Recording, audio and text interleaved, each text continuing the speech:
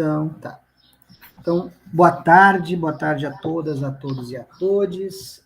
Hoje, então, estamos com mais uma edição, né? Mais uma palestra, mais uma conversa no nosso projeto de extensão Diálogos sobre História da Educação e Formação de Pesquisadores em Tempos de Pandemia.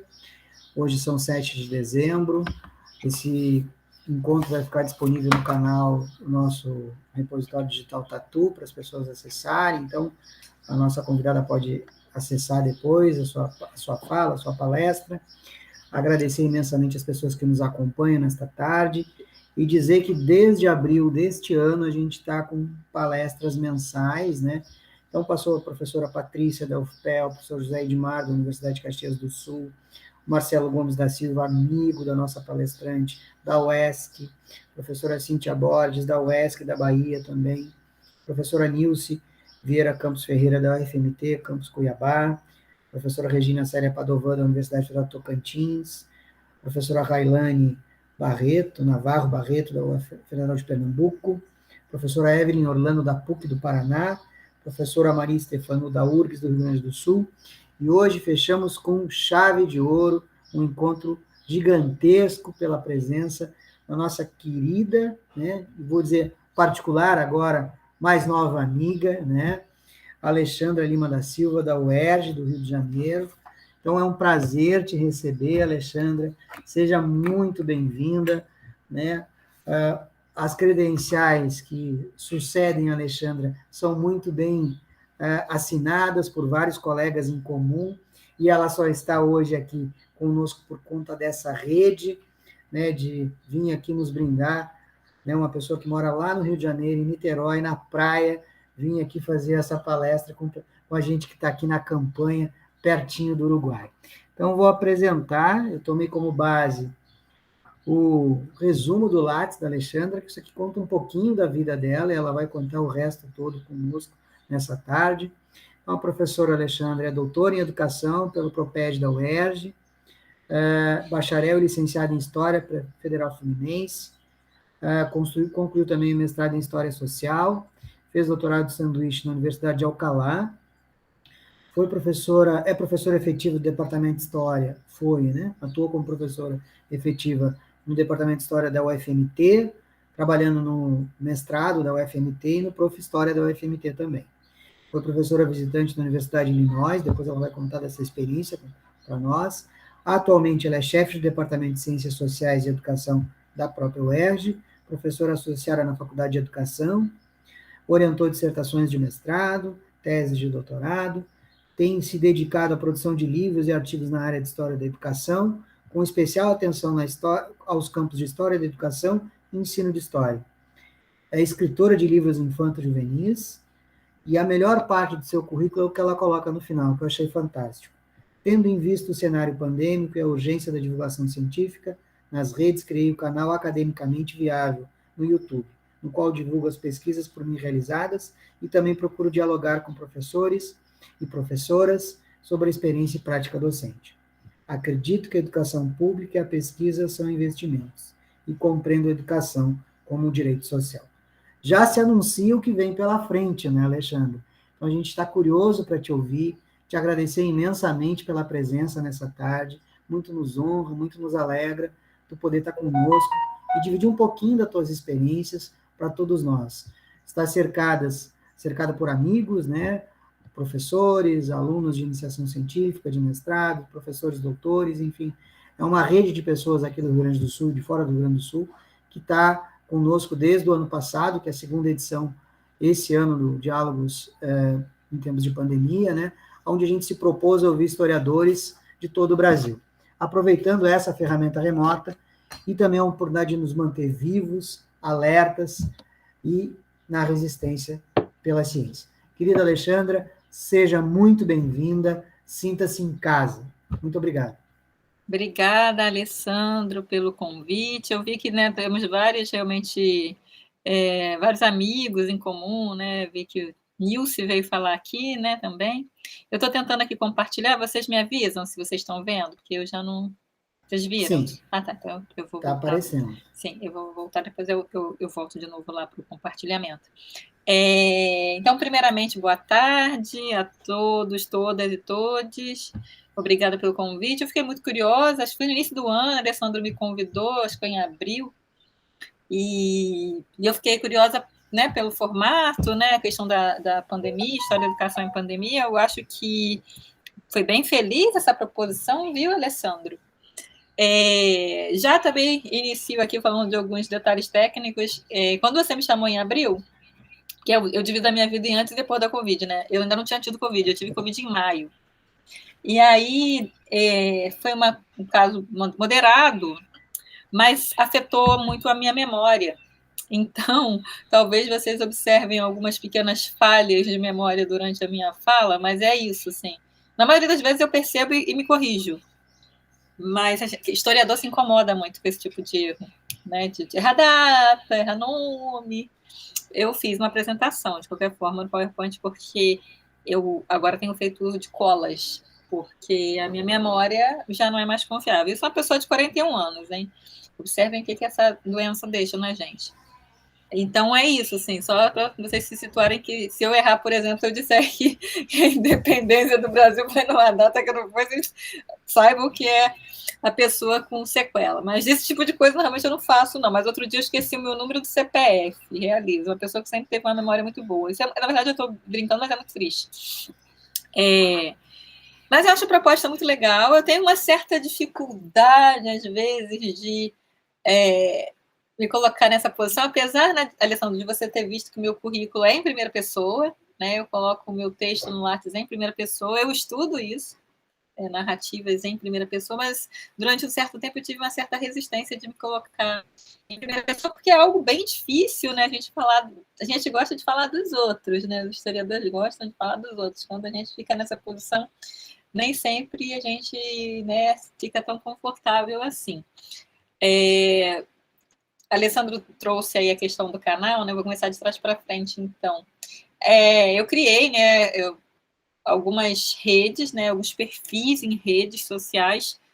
Eu era um pouco resistente a isso também, viu, Alessandro? Mas durante a pandemia, assim como você concebeu esse seminário, né, mensal, né, eu tive essa necessidade de me abrir para essas redes, porque era uma forma de me aproximar, né, das estudantes, dos estudantes. Então, ano passado, ainda no início da pandemia, eu criei o canal, e que se chama Academicamente Viável, e a ideia é exatamente mostrar essa academia possível, né? Então, eu vou fazer uma série agora sobre escrita acadêmica e conversas, né, sobre a vida, né, sobre o que é fazer um mestrado, o que é fazer um doutorado, mostrar que também a academia pode ser para todo mundo, né? Não é ainda mais a universidade pública, né? Então, mostrar esse sentido de bem, né? De melhor investimento possível num país, em todos os sentidos, inclusive para sair de uma crise, é investir em educação, né? E investir em universidades com qualidade, enfim. Então, essa é um pouco a proposta do canal. Eu também estou nas redes sociais, eu tenho perfil no Instagram também, eu era muito resistente a isso, mas acabei deixando meu perfil aberto. Então, um pouco do que eu vou apresentar aqui, eu tenho postado na minha rede, que são as minhas pinturas, que é outra coisa, que Alessandro, durante a pandemia, é isso que eu digo, né? A vida antes e depois da Covid. Eu acabei descobrindo esse meu lado mais artístico, então eu tenho pintado, né? Mas mais como um hobby, como uma terapia. As pessoas ficam dizendo que eu devia expor, mas eu sou muito tímida nessa parte, né? Então eu coloco lá no Instagram por um único objetivo, que é fazer uma memória. Como eu disse, eu estou perdendo a minha memória, então eu coloco as coisas lá para me ajudar a me situar, né? Em quando foi aquilo, tal. Mas acaba que está ajudando, viu, para ilustrar as minhas coisas e tal. E tem a ver com as minhas questões de pesquisa também. Então, agora mesmo eu ilustrei a capa do meu próximo livro, então está sendo bem, bem divertido, né? Esse contato. Então, eu vou agora passar aqui para a apresentação, porque senão eu me perco, né? No tempo, a pessoa que tem problema de se situar no tempo, historiadora. Então, eu fiz aqui a apresentação. Está dando para vocês verem? Eu ampliei aqui Sim, tá ótimo. tela. Às vezes aparece embaixo essa legendinha, isso foi minha gata que fez, eu não sei tirar, tá? Vocês estão vendo embaixo uma legenda. Mas é bom também porque tem a questão da acessibilidade, né? Que fica com uma legendinha embaixo, mas não foi de propósito não, tá? Isso foi a gata que pisou aqui e eu não sei tirar. Então, assim, eu vou apresentar um pouco do meu percurso, que acaba se misturando um pouco com o meu atual projeto de pesquisa. E eu acho que é interessante eu falar um pouco disso, do que eu tenho feito hoje, porque eu acho que pode conversar um pouco com a proposta da pandemia, né? A formação de pesquisadores, pesquisadoras em tempos de pandemia. Então, eu reservei uma parte para esta questão, né? De como que está sendo essa questão né, da minha, né, atuação e tudo mais nesses 2 últimos anos e pensando aí os atravessamentos da pandemia. Então, é um pouco isso que eu desenhei aqui agora, né? Vocês já de cara veem 2 pinturas minhas, isso aí eu fiz muito no início, assim, foi uma das primeiras, então estava experimentando. Elas têm muito a ver com o que eu pesquiso, né? Que são autobiografias de mulheres e homens que foram, né, escravizados e escravizadas. Então, eu tenho também pintado sobre isso. Essa foi a minha primeira, né? Que vocês estão vendo aí, Anastácia. Essa foi a minha primeira pinturinha, né? Que eu peguei, sentei e fiz. E de lá para cá, eu acho que eu já até evoluí bastante, né? Então, eu vou falar um pouco do meu projeto e um pouco da minha trajetória, porque, como eu disse aqui, eu acho que se mistura um pouco, né? Então, eu tenho perseguido essa questão, né, do Fanon hoje, né? Falar é existir absolutamente para o outro. E aí, quem é que normalmente pode falar e quem é que normalmente, quando fala, é ouvido, né? Porque a gente tem as duas dimensões, a fala, mas também a escuta. Nem sempre quando a gente fala, a gente tem escuta, né? Então, para a gente, de fato, ter relações mais equilibradas, a gente precisa dos 2 movimentos.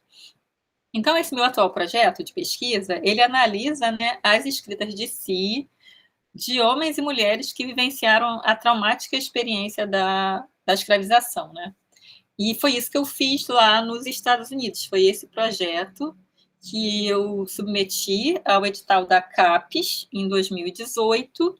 E em 2019 eu pude viver por um ano nos Estados Unidos.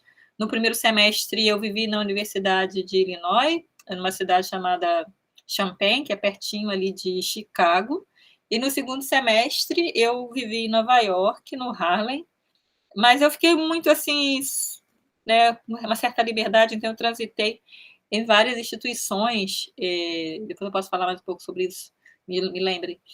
Então eu fui realmente uma professora visitante, a bolsa era para professor visitante, e esse era o projeto. Né? Desde que eu comecei a escrever, né, sobre esse tema, eu tenho visto assim, que né, uma acolhida no tema, e quando eu submeto aos editais, né, normalmente eu tenho boas avaliações, então eu acho que realmente é um tema importante, né, para pensar a história da educação, não só no Brasil, mas pensando também experiências diaspóricas, né. E aí eu trago essa pergunta, que se é possível controlar o desejo de liberdade, né, o desejo por liberdade, e eu acabo desenvolvendo um pouco essa pergunta no livro que eu lancei, viu? Isso que eu estou falando para vocês, às vezes as coisas, eu esqueço até as palavras simples. O livro que eu lancei recentemente, pela editora Mauá de X, que se chama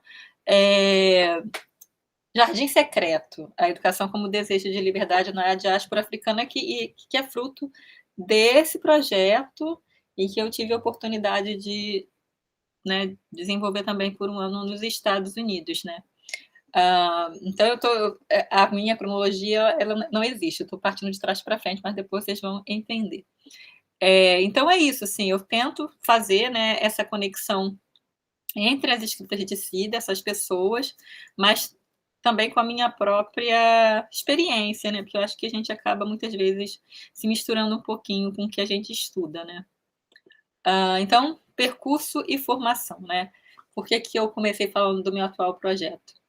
Porque as coisas não começam assim de um dia para outro, né? Então, eu comecei a estudar essa questão principalmente da experiência de mulheres escravizadas ainda na graduação, no curso de História, na Universidade Federal Fluminense, a UF, aqui em Niterói.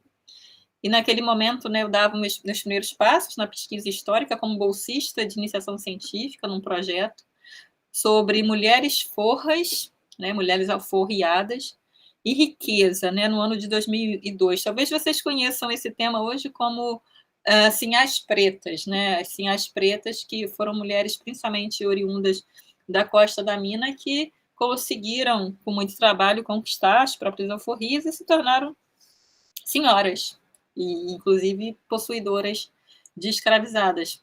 Esse trabalho, né, essa pesquisa foi, né, orientada pela professora Sheila Faria, né, e recentemente até teve um debate sobre essa questão das sinhas pretas, mas quem cunhou essa ideia de sinhas pretas foi a Sheila Faria na tese dela. Vocês estão vendo por aí um livro aí de um antropólogo com esse título, mas essa é uma questão da pesquisa da professora Sheila, não necessariamente da época, ele não chamava essas mulheres sinhas pretas, e sim uma interpretação da historiadora, né? Então eu tive essa oportunidade de trabalhar nesse projeto por 3 anos, e naquele momento, eu era muito jovem, né, 20 e poucos anos, eu tive a oportunidade de ler muitas cartas de alforria, né? No final, eu descobri que eu tinha lido quase 4.000 cartas de alforria, né?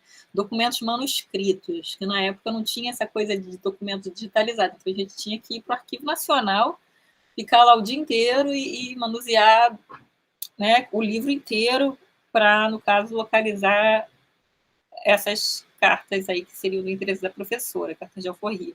As histórias são riquíssimas, né? A gente percebe como que a liberdade foi algo muito caro, né, para a população afrodescendente no Brasil e para essa população que passou pela escravização, né?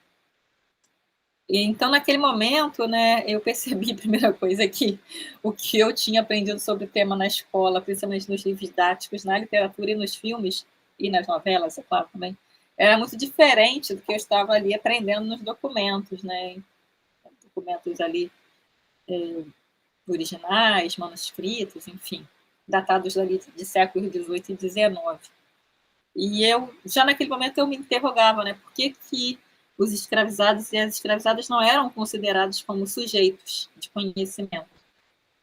Porque o desejo de saber não era considerado, né, nos estudos também sobre o tema, né? Então, o que esses sujeitos ensinavam e aprendiam? Porque no projeto da professora Sheila, eu tive essa noção do investimento, né, na cultura material, né, no enriquecimento, né? Tanto é que muitas delas deixaram testamento, ou seja, muitas delas possuíram bens materiais. Mas seria apenas isso? Ou houve aquelas que se interessaram também por investir em educação? Então, sabe aquela sementinha? Eu tinha aquela sementinha lá atrás. E hoje é isso que eu procuro responder, né? Alguns anos depois. Já tem alguns anos isso. Durante muitos anos, os manuais didáticos de história contribuíram, né, para a reificação do afrodescendente como sendo sinônimo de escravo, coisa, mercadoria. E aí colocando escravo mesmo, né? A gente pensa escravizado hoje, mas naquele, né, momento ali, né, principalmente no século XX, chamavam, né, categoricamente de escravos. A gente hoje faz uma crítica, né, a essa noção. As vozes das pessoas negras e escravizadas não apareciam, né, nesses livros didáticos, apesar da existência de muitas autobiografias e narrativas de escravizadas e escravizados, por exemplo, desde o século XVIII. Então, esse hoje é o meu interesse, é tentar pensar os protagonismos dessas pessoas. Então, eu tenho me situado muito aí no ensino de história e na história da educação, porque como eu sou historiadora, né, de formação, fui professora de história também, né, na educação básica, e trabalhei durante um tempo com análises de manuais didáticos de história. Isso foi o meu mestrado. E acaba que eu fiz um pouco um desvio da questão da escravidão e fui analisar mais a questão do mercado editorial, de livros didáticos. Mas eu sempre tive muito esse interesse de pensar como as pessoas escravizadas ou como o próprio africano apareciam, né, as pessoas apareciam nos livros didáticos. Então, eu tinha essa questão também no horizonte. Então, o meu mestrado, que foi em História, também na UF, eu trabalhei com a questão do mercado editorial. E aí tem um capítulo especial que eu vou trabalhar as representações, né, principalmente, né, das 3 raças, né, formadoras. E no meu doutorado, foi na UERJ, no PROPED, eu trabalhei com um intelectual, que vocês devem conhecer, o Rocha Pombo, e muito me interessava também essa noção de nação e de raça, né, que o Rocha Pombo concebia. Tem também alguns artigos sobre isso, assim, sobre como o Rocha Pombo via, por exemplo, os povos indígenas, né? Inclusive a visão que ele tinha em relação aos povos indígenas era uma visão bem negativa até.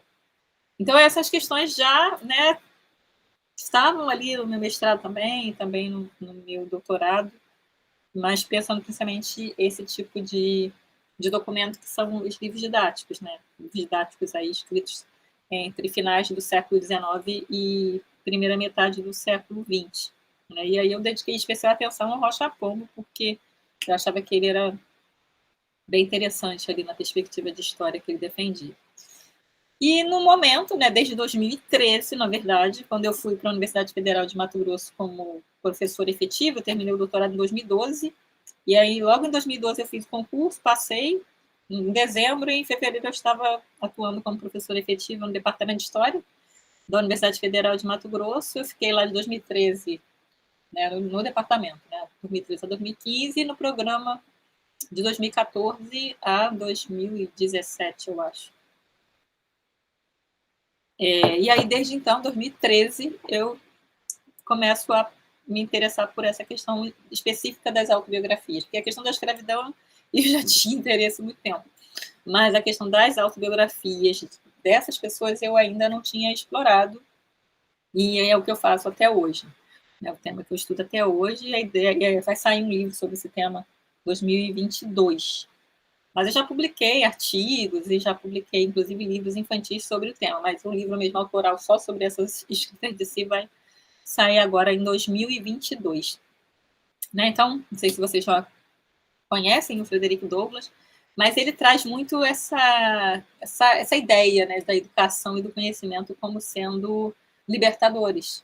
Né? Eu acho isso muito interessante, como que é um homem nascido na escravidão vai também aí ser um educador, né, em sentido amplo.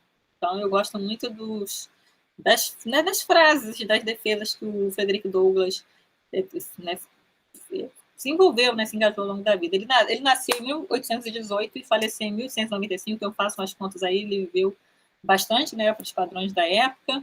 Ele era muito engajado, né, na causa abolicionista, e ele diz que foi o acesso às letras que o libertou. Então, a partir do momento que ele aprendeu a ler e escrever, ele tomou uma consciência em relação à ilegalidade da escravidão. E aí ele foge, né? Ele foge, e não bastava, né, ter fugido, ele consegue comprar a liberdade porque ele escreveu algumas autobiografias. Eu acho isso muito interessante. A pessoa escreveu 3 autobiografias e com esse dinheiro ele comprou a própria liberdade, ele foi viver a vida dele e se tornou um importante, né, intelectual, não só lá nos Estados Unidos, mas mundialmente conhecido. Acredito que Frederick Douglass seja mundialmente conhecido. Né? E aí nós temos muitas outras vozes, né, não só do Frederick Douglass.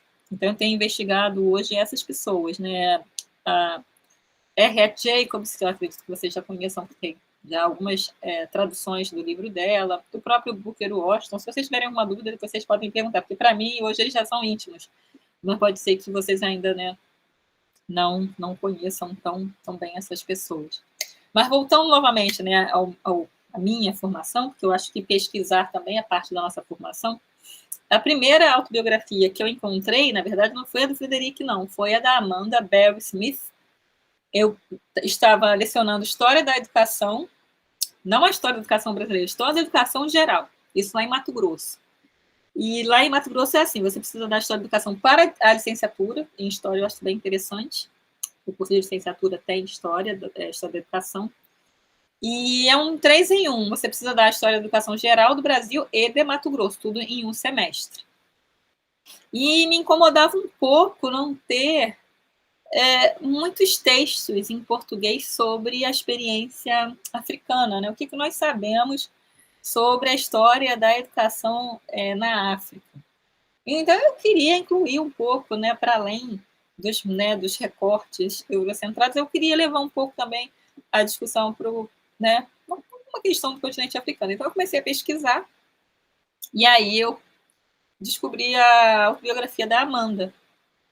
Ela foi uma missionária e ela publicou essa autobiografia. E eu, né, lendo, descobri que ela nasceu na escravidão e depois ela consegue comprar, né, a alforria, se libertar, e se torna uma missionária, porque as igrejas protestantes tiveram um papel muito importante na comunidade afro-americana, e ela escreveu essa autobiografia publicada nos Estados Unidos em 1893, e até onde eu sei ainda não está disponível em português, a autobiografia da Amanda Barry Smith. E lá em 2013, né, quando eu comecei a ler essas narrativas em primeira pessoa, eu tinha conhecimento de apenas 3 autobiografias desse gênero aqui no Brasil, traduzidas, né, para o português. Mas o cenário mudou bastante nos dias atuais, né? Então eu vejo que há um interesse e um investimento do mercado editorial no Brasil em relação a essas narrativas, né? Então hoje vocês podem procurar aí qualquer, né, na Amazon ou em livrarias, de modo geral, vocês vão encontrar as autobiografias de Frederick Douglass, Jacobs, R. Tubman, Suzanne Truth, dentre outras e outros, né? Hoje, então, já mudou aí esse cenário. E aí eu situo, né, o movimento de traduções dessas autobiografias e a publicação na forma de livro no âmbito da luta pela superação do racismo e por igualdade também no âmbito das relações humanas, né? E aí eu pergunto se seria, né, o movimento Black Lives Matter, ou Vidas Negras Importam, lá iniciado nos Estados Unidos em 2013, uma coincidência aí, que eu também tenha começado a pesquisar isso em 2013, uma inspiração, né, para que leitoras e leitores no Brasil do século XXI se interessem pelas histórias, né, em primeira pessoa das pessoas que lutaram pelo fim da escravidão. Então eu tento fazer aí uma conexão entre as nossas experiências, mas vejo aí que nós temos alguns séculos no meio, né? Eu acabo por entender que nós temos aí um interesse relativamente tardio, né, por essas traduções.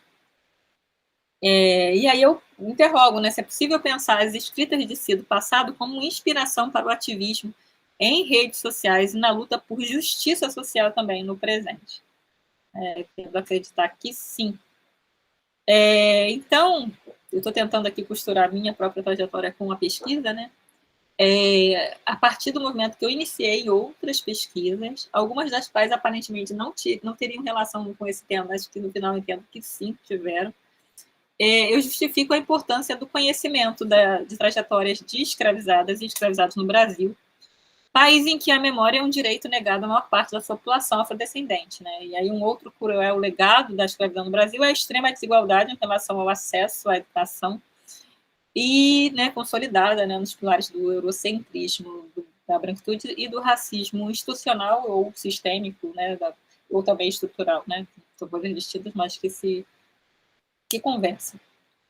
E aí eu acredito que conhecer e estudar outras histórias da diáspora africana é um movimento necessário, né, que ajuda no reconhecimento do processo de silenciamento e negação do protagonismo negro no Brasil. Então, eu acho que a história da educação tem muito que contribuir nesse debate também, né? Então, eu vou avançar um pouco aqui nessa parte mais teórica, porque eu acho que o que é mais interessante aqui, né, trago aqui alguns exemplos, mas acho que o mais interessante aqui para essa apresentação é a parte que eu vou falar sobre o que eu estou fazendo agora, né, que é basicamente a questão da colheita, né? Então, eu avancei um pouquinho ali para também não ficar muito pesado, porque ali são questões específicas do que eu tenho pesquisado, mas eu acho que o ponto mais interessante para mim hoje é quais são os produtos desse projeto, né, iniciado em 2013, em 2019 eu pude ir para os Estados Unidos, e agora em 2022 eu vou começar um pós-doc sênior com bolsa do CNPq na UF também, continua sendo um desdobramento desse projeto. Também vou inaugurar, né, uma exposição em 2022, em maio de 2022, sobre esse tema. Vai ser uma exposição online, então depois eu posso divulgar para vocês, porque não precisa vir para o Rio, vai estar toda online a exposição também. E aí o ponto em que estou, né, a colheita em tempos de pandemia. Então vocês podem ver que tem algumas pinturas minhas, essa é uma delas, né, essa coisa da gaiola, né, às vezes a gente se sente um pouco assim durante a vida, né, em confinamento. Então, a descoberta da pintura e da escrita, da literatura, né, de literatura infanto-juvenil, foram os caminhos que eu encontrei para seguir acreditando, né, que o sol brilhará no final disso tudo, em tempos de tantas perdas, sofrimento e luto, né, com milhões de pessoas mortas por Covid-19 em todo o mundo. Então, o confinamento e o isolamento social tornaram ainda mais urgentes o investimento, né, em políticas públicas na educação e na pesquisa. Então, o fomento para uma literatura infantil, uma outra literatura infantil também se faz necessário, posto que essa geração, né, quem tem menos de 17 anos, é uma geração profundamente impactada pela crise, né? Investir em livros de qualidade num cenário dominado por games é investir em saúde, né, em qualidade de vida das crianças e jovens. Então, eu acho que esse é um tempo que em que nós também, pessoas adultas, precisamos nos reinventar, né, para a gente seguir existindo. E nos cabe, né, como educadoras e educadores, zelar pelo direito de jovens e crianças a uma educação de qualidade, né? E, é claro, não só nós educadores e educadoras, mas também de toda a sociedade, responsáveis, enfim. E é também preciso pensar, então, aí uma literatura infanto-juvenil que contemple a diversidade, que respeite a dignidade de jovens e crianças. E aí foi nesse cenário, né, que nasceram alguns dos meus livros voltados para esse público infanto-juvenil, que eu considero, por isso que eu estou falando deles aqui, que eu considero que são os mais significativos da minha trajetória, porque fazer esse movimento da pesquisa para uma linguagem acessível a qualquer público não é tão simples assim, não é tão fácil assim. Então, por isso que eu realmente fico muito satisfeita com os produtos que eu vou trazer aqui para vocês, desses livros, e mostra que são fruto de uma pesquisa que já tem um tempo, né? Uma coisa que eu comecei ontem. Né? E é um tema que realmente me atravessa, né? Atravessa a minha própria trajetória. Então, os livros são As Rosas que o Vento Leva, eu posso falar mais dele adiante, Flores de Ébano, esses foram os primeiros, né? E os dois eu publiquei em editoras afrocentradas. Eu vou falar um pouquinho deles. O primeiro, que é esse aqui, Flores de Ébano, ele é baseado em 12 mini-biografias de mulheres que passaram pela escravidão. Né? Então, são 12, algumas nascidas no continente africano, outras nas Américas. Então, eu faço ali uma escolha não tanto cronológica, nem não tanto espacial, mas pensando muito diáspora, né? O que une essas 12 mulheres, o que essas 12 mulheres têm em comum e por que elas são sementes, né? Por que as escritas delas são sementes, ou por que as narrativas delas podem ser compreendidas como sementes, né? Então, também nesse movimento, né, de imersão lá, né, nos Estados Unidos, e, né, pensando outros referenciais também, eu decidi que é importante a gente investir, né, e principalmente no meu caso, investir para quem não está também só na universidade. Eu acho que quando a gente faz isso, a gente está apostando também no futuro, né, e na nossa própria sobrevivência.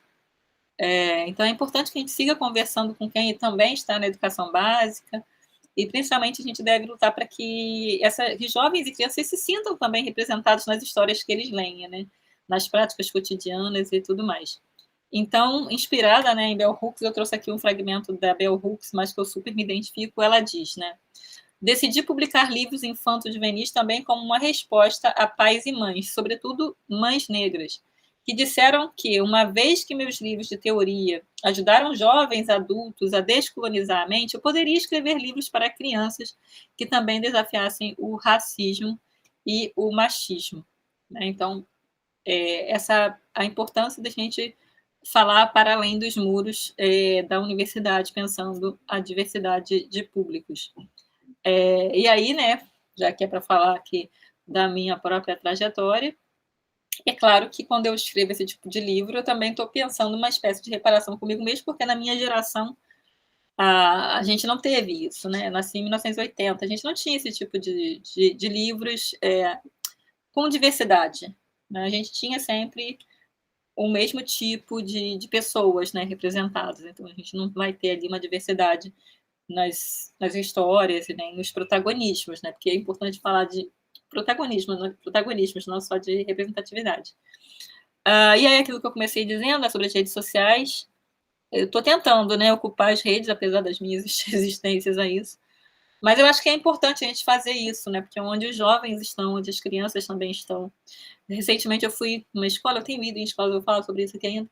E aí eu falei assim, não, porque eu tenho feito, né, posts no Facebook, e as crianças ficaram me olhando, assim, com as carinhas, tipo, o que é Facebook? Vocês sabem o que é Facebook? Não, a gente usa TikTok. Eu amo TikTok. Então tem, né, essas diferenças geracionais que eu já sinto na conversa com a juventude, né? Desafio vocês a fazerem essa conversa e vocês vão perceber como elas não vão entender algumas das referências que vocês vão utilizar. Mas eu gosto muito. Amanhã eu vou de novo em outra escola.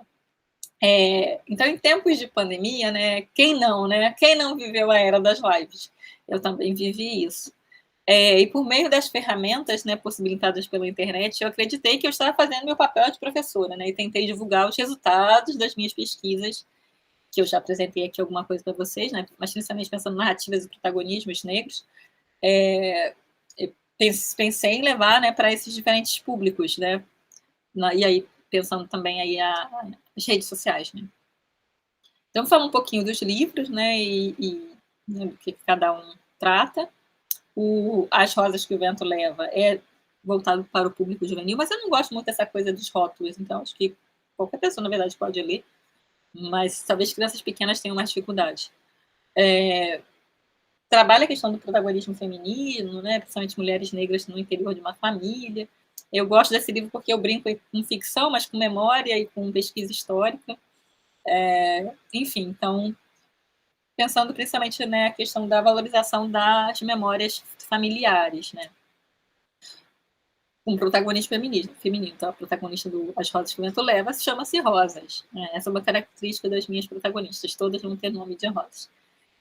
O outro livro, Flores de Ébano, é voltado para o público infantil e juvenil, aí eu acho que ele funciona realmente com as crianças. Ele versa sobre 12 mulheres que lutaram pela liberdade entre os séculos XVIII e XIX, em diferentes lugares na diáspora. Aí eu conto um pouco, né, das histórias de Harriet Tubman, Esperança Garcia, Suzanne Truth, algumas mais conhecidas, outras nem tanto. E nos dois livros, né, como eu disse aqui, eu utilizo a questão das rosas, né, das flores como inspiração. Dito todas essas questões que me preocupam, eu também acho que a gente não pode abandonar também a pesquisa e a pós-graduação. Então, eu estou ali tentando conversar com diferentes públicos, mas eu acho também que é importante a gente ocupar, sim, os programas de pós-graduação e captar recursos. A gente não deve nunca deixar de captar recursos nos editais.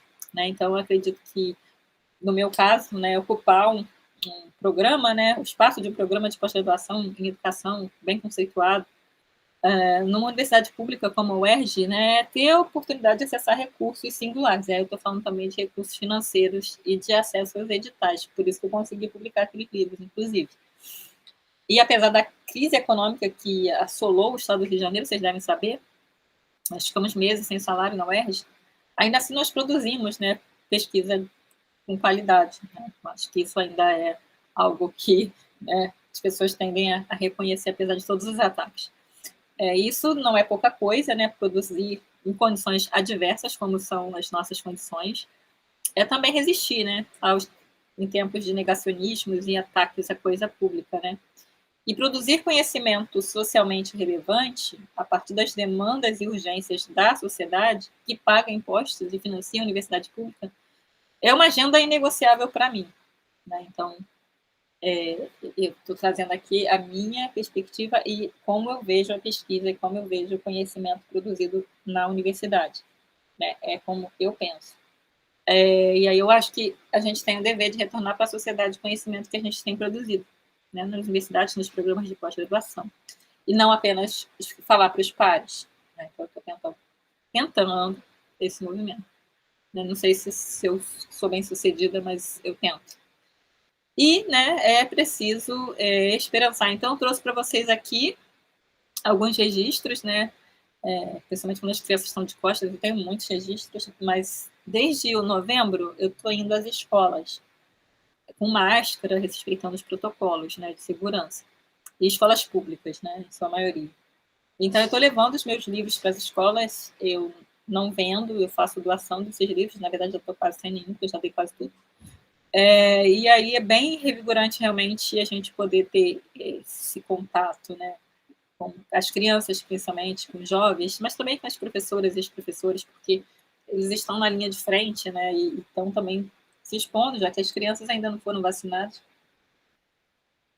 Mas eu senti a necessidade de fazer isso, né, de ir lá e de levar os livros e, como um colega meu disse, né, que está aqui numa das fotos, professor, ele disse que o que eu estou fazendo é plantar semente, que nem sempre as crianças vão entender exatamente aquilo ali que está... Né, o que é diáspora? Talvez nem sempre elas entendam. Eu acredito que entendam, mas enfim. Mas a semente fica, né? E eu acho que a história da educação tem um papel importante também nisso, né? Nessa ocupação das escolas. Antes de... Eu vou terminar, mas eu tenho aqui mais um livro para mostrar, que eu não coloquei aqui no slide, eu não coloquei, mas eu vou apresentar para vocês ele aqui também, que é o mais recente, né? Que é esse aqui, ele é muito fofo, porque ele é bem história da educação mesmo, é A Viagem de Violeta. Ele vai sair pela Apres, já está em fase de lançamento, e ele nasceu a partir de um fragmento que dizia: escola fundada por escravo faz 100 anos. Ainda a partir deste fragmento que eu encontrei num jornal de 1971, falando de uma escola que existiu no Rio de Janeiro em 1871, que eu escrevi essa história. Então, é um livro que eu gostaria também de incluir nas minhas aulas de história da educação. É um livro para crianças, mas que fala, né, da história de uma escola fundada por um homem que foi escravizado e que, em liberdade, abriu uma escola para pessoas negras, né? O nome dele era Zé Índio, ou Zósimo, né? Essa escola existe ainda hoje. É uma escola que se chama Luiz Delfino, e fica ali pertinho da PUC Rio de Janeiro. Eu achei a história fascinante. Eu vou escrever esse livro sobre essa história. Eu não tenho tantas fontes assim sobre, então eu também estou deixando aí a semente, né, para que outras pessoas pesquisem Zósimo e a escola de Zósimo e tudo mais.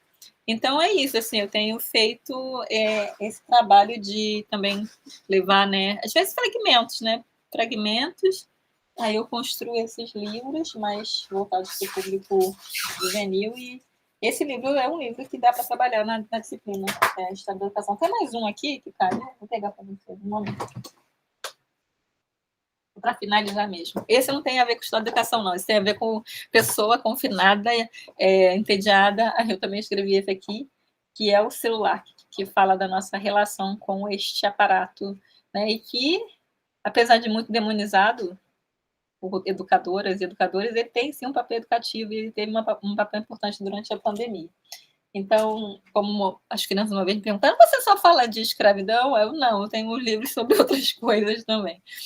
Mas é isso, eu acho que, né, eu cumpri aqui o tempo. Vocês viram aí que às vezes a pessoa tem uns lapsos, né, de memória, eu avisei. Mas estou aberta então para dúvidas, curiosidades, perguntas. Obrigada. Alexandra, que coisa linda. A gente ficou aqui conversando, né, nos bastidores que tu não enxerga, né? Muito legal, assim. Primeiro dizer que a memória tem traído muita gente, né? E eu também tive Covid, né? Então, às vezes eu tenho esses lapsos temporais, perda de concentração, e ter esse espaço de partilha também é um espaço de acalento, né? Então, se sinta acalentada, que bom que tu está conosco, que a gente sobreviveu a essa pandemia, que a gente vai sobreviver a esse governo, e com certeza 2022, né, vai brilhar de novo a nossa estrela. Bom, querida amiga, posso assim chamá-la, né, Alexandre? A fala foi para lá de potente, né, mediada pelas tuas imagens que carregam uma energia gigantesca, colorida demais, né? Mas não demasiadamente colorida, né? Colorida mesmo, né? Do espanto que a cor da alegria nos traz. Então foi muito bacana. E tu te coloca assim numa posição de desafio da escrita, da poesia e da pintura, né? Então assim, é difícil fazer isso. E tu faz com maestria, né, Alexandre? Então assim, eu não te conhecia, então eu posso falar de um lugar bem tranquilo, né? Vários palestrantes que passaram pelos nossos diálogos, tu talvez fosse a mais distante.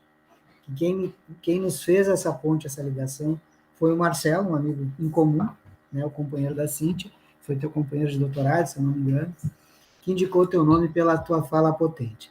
Quando ele falou, ele tinha muito razão. Eu diria que ele colocou a menos, né? Acho que ele poderia ter exagerado mais, porque a tua fala foi maravilhosa. E foi uma aula de história, né? Eu acho que muito do que tu fala, a gente está no momento no Brasil que a gente tem que falar sobre a necessidade da representatividade, né? Eu sou homem, eu sou cis, eu sou branco, né? Para mim é muito mais fácil tudo, né? Mesmo que eu não queira, é fácil. Mesmo que eu não faça força, é fácil. E a tua fala, né, potencializa o quanto é importante esses lugares de fala e ocupar esses lugares. E tu fala de uma forma tão leve, mas de tão, por outro lado, tão presente, né? E tão afirmativa. Isso é importante. Eu fico alegre de encerrar o nosso evento, nosso último Diálogos, com uma fala de uma potencialidade que não cabe em si. Muito obrigado. Né? Então, assim, é um encantamento te ouvir. E aí, claro, a gente vai querer a tua exposição online, o link, né? Se a gente puder, a gente vai ao Niterói, porque Niterói é lindo demais. As praias de Niterói são maravilhosas. A cidade de Niterói é fantástica. E quando tu fala, né, Alexandre, em pegar os teus livros e levar para a escola, revela muito mais do pesquisador que tu és, né? De o compromisso pedagógico que nos move, né? E penso eu que não acho que isso é o que te move, né? Tu como mulher, como negra, como estudante da escola pública, tu carrega contigo esse compromisso pedagógico. E aquela ideia, né, que o Freire fala, né? Temos que ter um compromisso pedagógico, mas também um compromisso político. E muito do que tu falastes, eu lembrei, a Andréa levantou a mão, né? Do Andréa, nossa colega aqui da Unicamp, eu vou deixar ela falar, depois de apresentar, do nosso NEAB aqui. E depois ela fala muito melhor do que eu. E da minha orientanda de iniciação científica, a Melanie. Então, que ao ouvir tu falar, também podem se enxergar e como pensar que a universidade é um espaço de representatividade e mais do que isso, né? Um espaço que eu posso estar. Então, assim, eu não teria nenhuma pergunta para te fazer, Alexandre. Simplesmente eu gostaria de te agradecer, né? E pela tua fala, pela tua disponibilidade, pela tua generosidade da partilha, que eu acho que é muito importante. Eu fico muito feliz, né? Porque esse projeto nasceu de um propósito dos meus orientandos, dada a necessidade do ano passado de, na reclusão, na ausência, para que a gente não sofresse com esquecimento, a gente se reunisse. E esse projeto tomou uma proporção, uns 2 anos, isso, 20 palestras, e eu fico muito feliz quando a gente consegue pensar um projeto de extensão que ultrapassou os muros da universidade, como tu mesmo diz, né? A gente usa essas ferramentas em benefício nosso, em benefício da ciência, em benefício da fala, da história da educação. Eu vou abrir a fala agora, então, para as pessoas que quiserem, enfim, fazer algum questionamento, ou dialogar um pouco com a Alexandra, que nós temos um pouco de tempo. E eu sabia, né, imaginava que a Andréa com certeza ia querer participar desse papo, porque eu acho que a fala dela vem muito do que a gente vem conversando, eu e a Andréa no campus aqui. Então é muito legal, assim. É tipo aquela história, né? Eu atirei no que não vi e acertei no que a gente pensou, assim. Foi uma fala para fechar com chave, várias chaves de ouro, o nosso projeto do Diálogos. Então, eu estou encantamente agradecido. Obrigado, Ale. Andréa, por favor. Então, boa tarde, Alexandra. Como Vika disse, meu nome é Andréa. Eu sou bibliotecária do campus, mas nesse momento eu estou como coordenadora do NEAB Oliveira Silveira, que é do campus Bagé também. Então, a tua fala, as tuas ações vieram ao encontro das nossas propostas, né? Então, eu até coloquei ali no chat muito inspirador, assim, muito potente e muito assim, como tu mesma falou, a gente olhar as ações e ver que a gente não está sozinho, isolado, sabe? Porque uma coisa é tu estar no teu lugar de comodidade, vamos dizer assim, entre aspas, porque tu tá aqui no teu núcleo, então as pessoas acabam te conhecendo, e aí tu entra em contato com pessoas que são próximas, mas saber de uma ação tão distante, e nós conseguimos, apesar da pandemia, agora retomar algumas atividades, fomos a 2 escolas aqui da cidade, né? Que já era uma proposta antes da pandemia, que aí veio a pandemia e, de uma certa forma, acabou jogando um pouco de areia nos nossos planos, porque a gente tinha a intenção de ir nas escolas já, levar essas falas e no final de 2019 a gente estava se planejando. Não, 2020, no início do ano letivo, a gente já começa. E aí veio aquele balde, e aí a gente pensou assim, não, agora em 2021 a gente começa. Aí veio nem foi balde, foi uma cachoeira, né? Mas a gente segue, e aí agora a gente já está retomando. Então, baseado na tua fala, assim, que eu fiquei muito empolgada, eu vou dizer assim, sabe? Porque essa receptividade das escolas a gente teve agora, aí a gente ainda colocou bem claro assim, não, olha só, nos chamem não só em novembro, né? A gente tem que trabalhar isso o ano todo. E a gente tinha até uma proposta do NEAB, junto com a Coordenadoria de Educação aqui da cidade, da gente fazer um fórum permanente nas escolas. Aí a gente começou em 2019, era permanente. Aí em 2020 a gente ainda conseguiu fazer online, mas não tem, existe muita resistência, tu deve enfrentar isso. Existe aquela questão do descrédito, aquela questão das pessoas acharem que é exagero, que é abordado sim, né? Então, só para usufruir um pouco da oportunidade de estar te ouvindo, como é que é essa abordagem que tu faz? Assim, tu tá dizendo que tu tá indo nas escolas, né? É tu que entra em contato, é as escolas que entram em contato contigo. Nós, né, nessa pequena ação, assim, temos uma colega também que tem muito conhecimento, assim, porque ela já trabalhou em escolas, então ela tá abrindo um pouco essas portas, né? Para a gente chegar até as escolas. Essas escolas que nós já visitamos, assim, não, olha só, qualquer projeto do NEAB que vocês tenham para o próximo ano, vocês coloquem o nome da nossa escola lá, não esqueçam da gente. Então, a gente sentiu uma abertura legal nessas escolas que a gente visitou.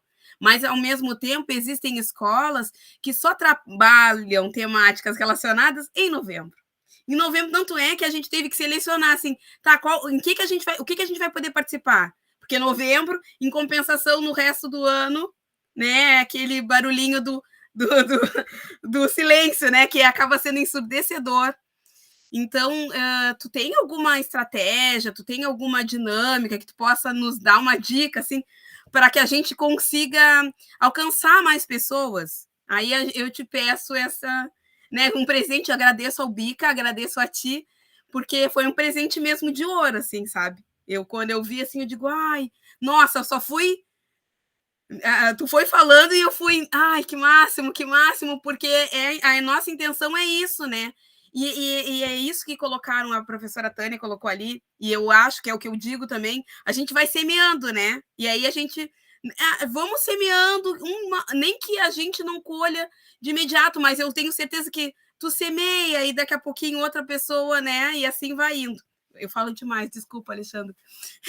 Eu me empolgo e acabo falando demais. Eu vou deixar, já que eu perguntei, estou te pedindo dicas, né? Eu vou deixar que tu fale. Me perdoa.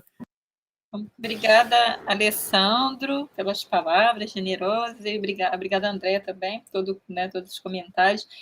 Sobre a questão das dicas. Então, antes da pandemia, como eu digo, né, vida antes e depois da pandemia, antes da pandemia, eu já tinha uma rede, não era tão grande assim, de parceiras e parceiros nas escolas de educação básica, os amigos da época da graduação mesmo, e aí eu já ia nessas escolas. Mas ainda de uma forma... Não, eu ia, mas não era só em novembro, eu ia sempre que eles me chamavam, porque eram pessoas, na verdade, são meus amigos, alguns deles. E aí eu sempre ia fora da agenda de novembro, na época que dava para ir, e me incomodava muito, né, o fato de a gente não ter materiais. Eu ia levar a minha pesquisa, mas eu sentia uma certa dificuldade de alcançar as crianças, de sensibilizar as crianças. E aí, depois daquele livro, não sei se vocês já ouviram falar, um livro horroroso sobre o Luiz Gama, esqueci o nome, ABC da Liberdade. Eu fiquei chocada com aquele livro, chocada. Isso foi em 2018, que eu tive contato com aquele livro. Eu pensei, decidi, não, eu não vou mais testemunhar esse tipo de coisa, não. Eu vou também começar a escrever. Eu vou começar a levar as coisas que eu estou pesquisando para as escolas. E aí, por isso, eu comecei a escrever os livros.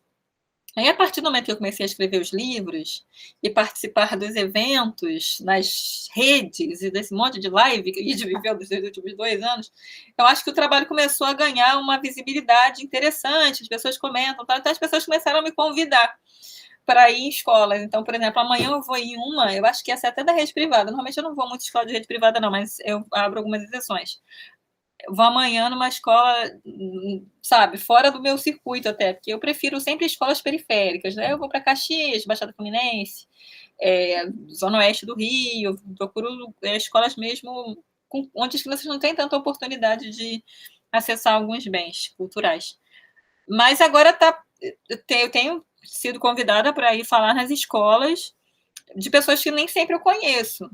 Então, eu acho que é muito por conta dessa visibilidade que está tendo, né, o trabalho nas redes sociais. Por isso que eu falei da questão das redes, apesar das minhas resistências, mas eu acho que para esse nosso trabalho de conquista mesmo, né, de sensibilizar tal, um público mais amplo, as redes acabam sendo aliadas. Então, o que eu poderia te dizer, André, é que, primeiro, para poder acessar essas escolas, acaba que elas estão me procurando mais do que eu procurando por elas. Eu comecei com uma rede de amigos da época da graduação e hoje pessoas que eu não conheço me chamam para falar, fazer. Aí é bem legal, viu, André? Porque a gente faz sessão de autógrafos, as crianças adoram.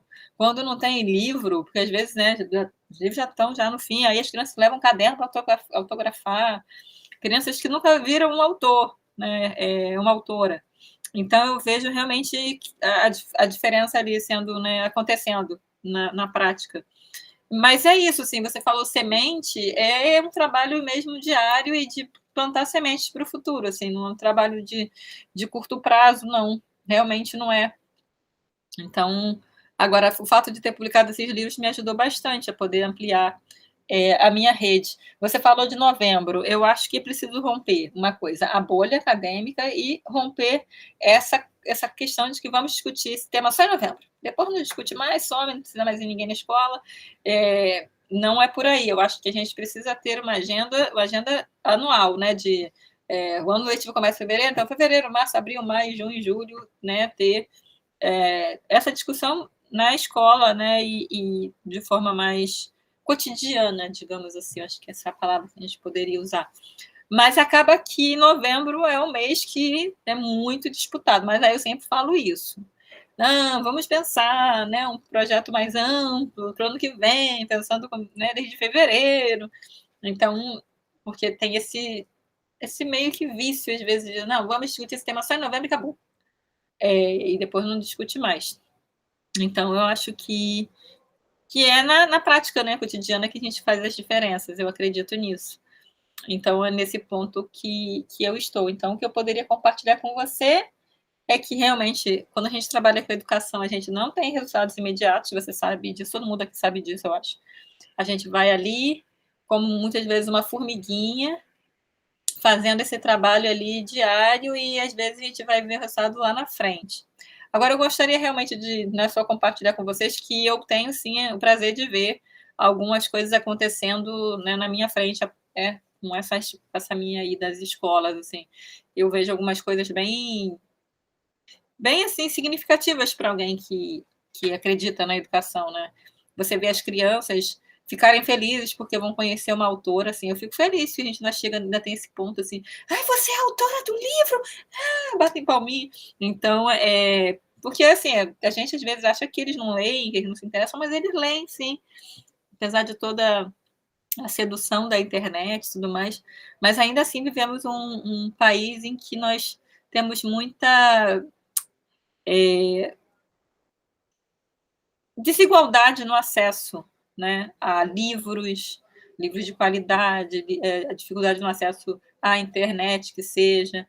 Né? Então, é um país extremamente desigual, né? E a gente só consegue ver isso quando a gente sai da bolha. Olha que eu estudei a minha vida inteira em escola pública, e ainda assim, a gente está em 2021, a gente vê né, essa desigualdade, né, acontecendo, né, de professoras e professores falarem, não, a gente teve que voltar porque as crianças precisavam comer. Eu já ouvi isso. Né, durante, né, a gente voltou antes, porque como é que a gente ia fazer? As crianças não tinham mais, né? Então, a escola é o que elas têm, o que essas crianças têm. A escola, são aquelas professoras, os professores, é o que elas vão ter.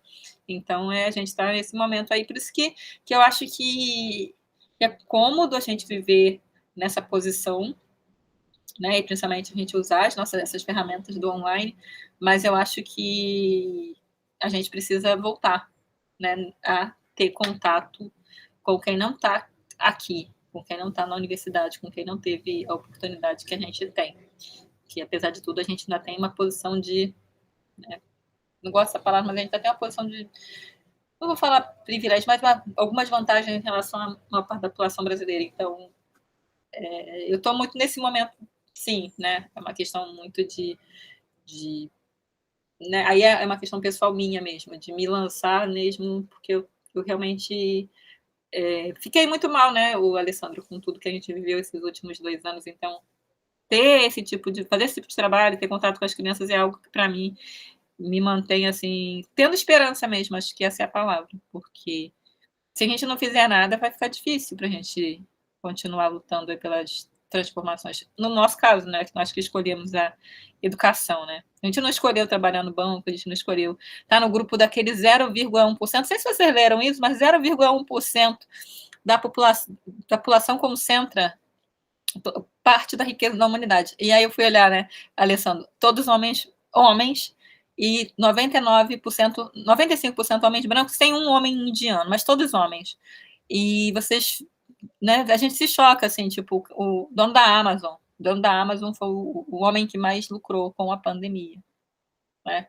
Então, quando a gente fala da pandemia e das desigualdades, a gente precisa lembrar que teve um lado que ficou muito rico e muito feliz com tudo isso, que são os mega bilionários. Eu não sei nem qual é o conceito que se usa para esses homens, que aí são os homens todos, que se lucraram com as nossas desgraças, né? Enfim, então, não sei se eu respondi, André. Muito obrigado, Respondeu. Alexandre. Muito obrigada, Alexandre. A Melanie quer fazer uma pergunta para ti, Alexandre. Melanie, por favor. Oi, boa tarde, Alexandra. Eu me chamo Melanie, sou bolsista do BICA, de Iniciação Tecnológica. Primeiramente, eu gostaria de perguntar se tu poderia contar alguma vivência, experiência que tu teve enquanto fazia o ensino superior no exterior, sendo uma mulher preta e latina. E também dizer que eu fico, assim, muito feliz podendo te ouvir, principalmente porque eu acho que durante a minha trajetória no ensino fundamental e médio, eu analisei o epistemicídio que acontece durante o ensino em não me reconhecer em nenhuma das leituras ou aprendizagens que eram apresentadas a mim. Tanto que quando eu entrei para a Unipampa, eu me prometi que a maioria dos trabalhos que eu fizesse teriam como tema ou autores que fossem negros e que envolvessem a negritude. Então é isso. Muito obrigada pelas suas palavras. É muito bom conhecer mais uma autora negra, é muito importante. Muito obrigada. Obrigada, Melanie. Bem interessante sua questão, né, sobre esse 1 ano nos Estados Unidos. Algumas coisas aconteceram pela primeira vez nesse 1 ano, porque acho que quase todas nós, todos nós também, nós podemos dizer que foram poucos os professores que nós tivemos no ensino superior, poucos negros, ou pouca diversidade que nós tivemos, né? Não só pessoas negras, mas pessoas também trans, pessoas indígenas. Nós tivemos pouca diversidade nas nossas formações acadêmicas no Brasil. Acho que essa é uma questão que a gente pode ser aqui, né, pelo menos os mais, né, das gerações anteriores podem falar com propriedade. Mas talvez hoje as coisas estejam mudando. Mas eu não tive essa experiência de diversidade na minha graduação, nem no mestrado, nem no doutorado. E aí, quando eu fui para os Estados Unidos, eu pude visualizar isso de forma muito, né imediata, assim. Eles praticam realmente, né, apesar de várias críticas que a gente pode fazer ao capitalismo multicultural, inclusive, mas eles praticam, né, a questão das ações afirmativas, e eles tentam construir departamentos com alguma diversidade. Então, eu pude ver isso, vivenciar isso, realmente, foi a primeira vez na minha vida em que eu vi tantas mulheres negras na academia, assim, tantas professoras negras nas academias, assim, inclusive congressos. Isso realmente é impactante, né? Que a gente, nossa, mas o mundo é mais do que aquilo que a gente, né? Então, esse foi o primeiro impacto. Agora sim, existem as interseccionalidades, né? E as clivagens. Então, eu sei que eles tinham dificuldade de me classificar lá. E eles ficavam afro-latina, afro-brasileira, eles tinham uma certa dificuldade, que eles gostam de classificar todo mundo. E foi muito rica essa experiência de poder, inclusive, ampliar, né, o repertório sobre identidade, sobre diáspora, e também sobre esses atravessamentos de classe, né? Porque eu até brinquei com um professor que me recebeu lá, eu falei com ele, nossa, eu descobri que aqui eu sou incrivelmente pobre, porque quando a gente converte o nosso salário para o dólar, a gente vê que a gente lá é muito pobre.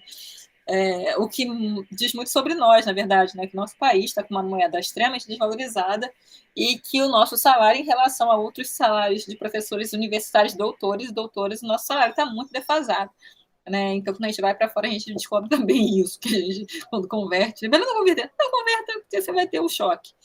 Mas sim, essa questão aí de você, né, poder vivenciar, né, a diversidade e de ter conversas, né, com pessoas que passaram por experiências comuns e tal, acho que isso é foi um grande aprendizado. Eu não tive isso na Espanha, eu fiz o sanduíche na Espanha, e eu não tive essa experiência, né, de contato com diversidade, com uma academia mais multicultural. Eu não tive isso na Espanha. Mas nos Estados Unidos eu tive, apesar de todas as críticas que eu faço, também a questão da competição e da exploração, né? Que as universidades lá, mesmo as públicas, elas têm uma questão privatista muito grande, mesmo as universidades públicas. Então, apesar de todas essas minhas críticas, e do fato de boa parte de estudantes lá concluírem as graduações com dívidas junto aos bancos, isso é algo que a gente precisa sempre lembrar, mas ainda assim eu vivenciei essa questão, sim, da diversidade, de ter podido ver mulheres negras produzindo, né, em departamentos de ponta. Eu, né, conheci uma professora, inclusive, na Brown University, que é uma dessas universidades aí, né, conceituadas deles lá. Então, isso realmente é impactante. Eu acho que essa é a palavra, impactou realmente na minha formação. Eu sou muito grata por ter tido essa oportunidade de ter, né, podido aperfeiçoar mesmo a minha formação, porque eu acho que é isso, né? A gente termina um doutorado, mas a gente não conclui a nossa formação, né? Então, eu tive essa oportunidade de viver por um ano e de poder ver por um ano essa experiência e de poder realmente ampliar mesmo o meu repertório sobre esse tema, e isso realmente, na minha experiência, né, na minha própria história de vida, realmente é algo que também é um divisor, assim, eu acho. E ter morado no Harlem, né? Eu falei, morei no Harlem, foi algo também que me impactou muito. Falei isso que eu vi um filme ontem, na Netflix, Identidade, recomendo para quem quiser pensar um pouco essas tensões aí, essas questões de colorismo e tal. É um livro, na verdade, mas que na Netflix eles traduziram como Identidade, mas em inglês seria Passando-se, Passing. Então fica a dica, né? Que ajuda, viu? Eu acho que ela saiu. Não, Melanie está aqui ainda. A pensar essas questões de ser mulher negra, mas também a questão do colorismo lá nos Estados Unidos. Não sei se você já viu o filme, mas se não viu, recomendo também. Eu também gosto de cinema, viu, Alessandra? Pessoa Multicultural. multicultural, exato. Ale, que legal, assim, fiquei pensando na tua fala e vou fazer na verdade, assim, eu coordeno um grupo de pesquisa, com a Melanie é bolsista, mas também estou na direção do campus Bagé, da unidade da universidade. Esses dias nós estava pensando em fazer um evento aqui, né, exatamente sobre essas questões de se reconhecer, de identidade, e eu vou tentar organizar alguma coisa junto com o pessoal do NEAB, mas muito com a tutela da Andrea, né, e do pessoal do NEAB aqui, Oliveira Silveira, e talvez, possivelmente, o ano que vem, lá por abril, maio, se tudo estiver bem, a gente roga aos orixás e a Deus e aos santos, que tudo esteja melhor, com certeza. Vamos, de repente, fazer um evento aqui e eu quero te chamar para fazer uma palestra, como escritora, como pesquisadora, como mulher, como negra, enfim, como colega, como parceira, e que a gente possa, a partir de hoje, estreitar as nossas relações, né? Para além dessas amizades acadêmicas, e hoje eu participei de uma banca de manhã, né? E a academia precisa de gente. Exato. Né? E de gente que não se olhe só pelo currículo Lattes, mas pelas acredituras, pelo aquilo que a gente acredita, pelo esperançar, pelo movimento de resistência que a gente faz. Daí do Rio para cá para o Rio Grande do Sul, daqui do Rio Grande do Sul para a Bahia, da Bahia para o Nordeste, enfim, né? Que a gente possa se unir numa frente ampla de resistência, uma frente ampla democrática, que a gente possa usar o nosso lugar, né, de fala, ou mesmo que eu não saiba o que falar, mas que eu me associe a pessoas que falem por mim, né, ou que defendam pautas da qual eu acredito também, mas que não represento. Então, acho que é importante a gente fazer isso. Então, assim, está gravando, então está marcado aí, ano que vem nós vamos fazer um evento aqui em Bagé.